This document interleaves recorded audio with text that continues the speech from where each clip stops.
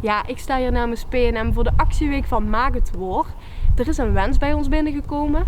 En die komt van een mevrouw af die schijnbaar een hele lieve moeder heeft. Die al jaren een eigen moestuintje beheert. En daar ook gewoon hard aan het ploeteren is. Ook tijdens de coronatijd, vooral tijdens de coronatijd. En zij vindt dat haar moeder echt een plekje verdient om even van de natuur te genieten. Om even tot rust te komen.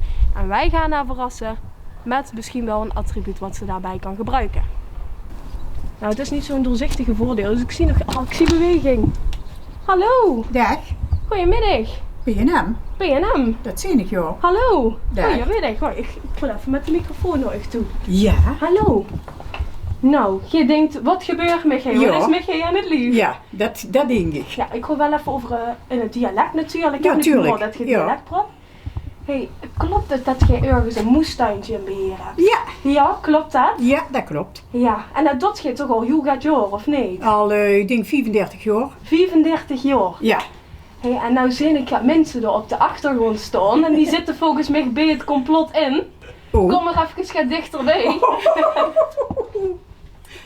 Ja, want wij zijn op dit moment bezig met een actieweek, hè, dat het Maak het Woord. Ja. Mensen hebben de kans om winstenoors in te sturen Ja. en aan ons dan om die in vervulling te gaan brengen. Oh. Ja.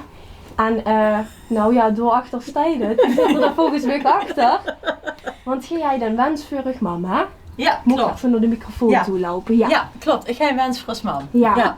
Wilt je hem zelf bekendmaken? Want we hebben hem bij. Ik kan ook even zeggen van, we lopen even naar buiten en we gaan dan verder kletsen erover. Ja, dat is goed. Ja? Ja.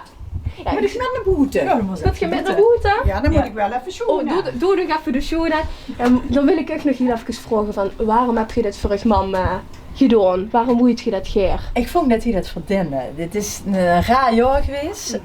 Als mama heeft echt heel veel aan de tuin gehad. Die is ieder vrij moment is ze daar naartoe gegaan. Ja. En die wandelt er, als ze niet gaat werken, wandelt ze daar naartoe. Ja. En ik vond dit gewoon leuk. Ja. Dus ik zorg Ik ben dat- het helemaal met de grens. Kijk zo, echt zo super vol van. Ja, dat is ook lief, zeker. Ja. Kom ik even met ons met? Oké. Want ze hebben gaat mij genomen voor ook namelijk. Oh. Want ze wij heel even... Ja, kijk, ja, Oh god, wanneer is ze dat nog niet gezet? nou echt gewoon net. Maar nee, ja, kijk. Ja. Mijn dochter die heeft een berichtje naar ons gestuurd. Oh. Hè? En dat het ook voor een zwaar jaar is geweest. En ze vertelde net al dat je heel veel te vingen waard in het Altijd. moestuintje. Ja. Hè?